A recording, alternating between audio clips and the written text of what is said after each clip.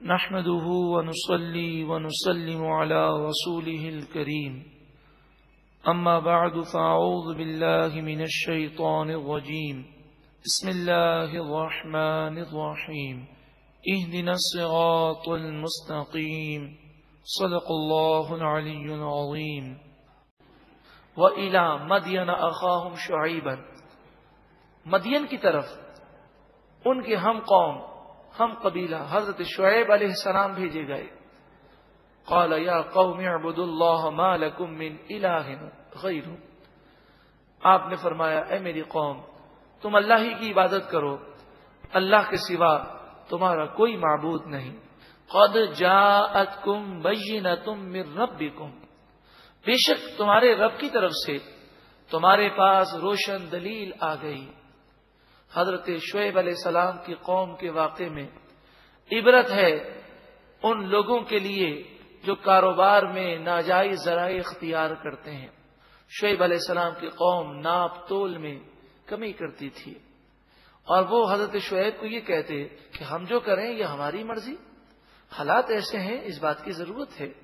آج بھی کئی لوگ جھوٹ بول کے کاروبار کرتے ہیں, فراڈ کرتے ہیں, ملاوٹ کرتے ہیں, نقلی مال کو اصلی کہہ کر کہتے ہیں. ہر فیلڈ میں فراڈ ہے. 1 روپیہ حرام کا آ جائے تو وہ انسان کو کئی بیماریوں میں مبتلا کر دیتا ہے. تو ہم تو نہ جانے کتنا حرام لے لیتے ہیں, پرواہ نہیں کرتے. ٹھکرا دیجئے حرام کو, چاہے نقصان ہو جھوٹ نہ بولیں, چاہے نقصان ہو فراڈ نہ کریں. فرمایا فَأَوْفُوا الْكَيْلَ وَالْمِيزَانَ. ان سے حضرت شعیب علیہ السلام نے فرمایا ناپ تول کو پورا ناپو, کمی نہ کرو. وَلَا تَبْخَسُوا النَّاسَ أَشْيَاءَهُمْ, اور لوگوں کی چیزیں لوگوں کو کم کر کے نہ دو, صحیح صحیح ناپو. یہاں تک کہ فرمایا کہ جس کا ترازو خراب ہو اور وہ اپنے ترازو کی دیکھ بھال نہ کرتا ہو, یا بٹے گھس گئے ہوں, بٹے گھس جائیں گے تو کتنے گرام کا فرق ہو جائے گا, چند گرام کا. یا جس میں چیز تولی جاتی ہے وہ پلڑا اگر اس میں مٹی جم جائے تو فرمایا جہنم کا عذاب اسے بھی دیا جائے گا.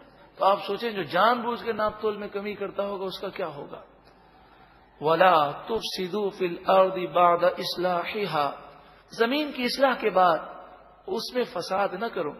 ذَلِكُمْ خَيْرٌ لَكُمْ إِن كُنتُم مُؤْمِنِينَ, یہ تمہارے لیے بہتر ہے اگر تم مومن ہو, ایمان رکھنے والے ہو, اس بات پر یقین رکھو.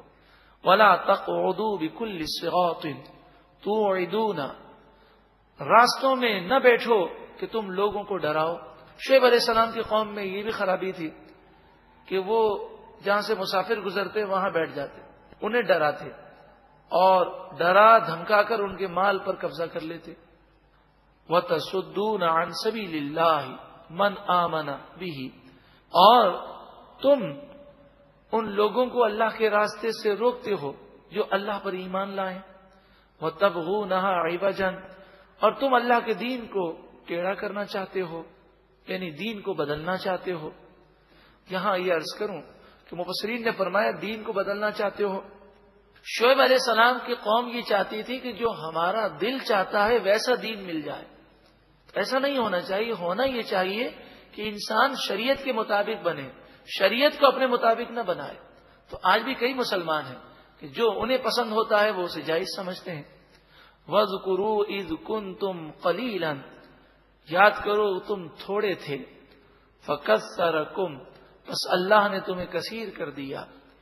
وَانظُرُوا كَيْفَ كَانَ عَاقِبَةُ الْمُفْسِدِينَ, اور غور کرو کہ فساد کرنے والوں کا, گناہ کرنے والوں کا کیسا برا انجام ہوا.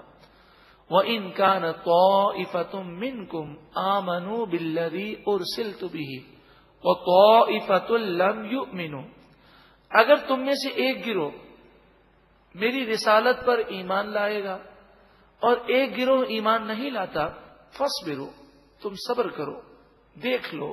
حَتَّى يَحْكُمَ اللَّهُ بَيْنَنَا, یہاں تک کہ اللہ ہمارے درمیان فیصلہ کر دے. نیکوکاروں کے لیے نجات ہے اور گناہ گاروں کے لیے جہنم ہے. وَهُوَ خَيْرُ الْحَاكِمِينَ, اور وہی سب سے بہترین فیصلہ کرنے والا ہے. 8واں پارہ مکمل ہوا. خصوصاً آج جو ہم نے درس سماعت کیا گناہگار لوگوں پر آنے والے عذاب کا تذکرہ ہے۔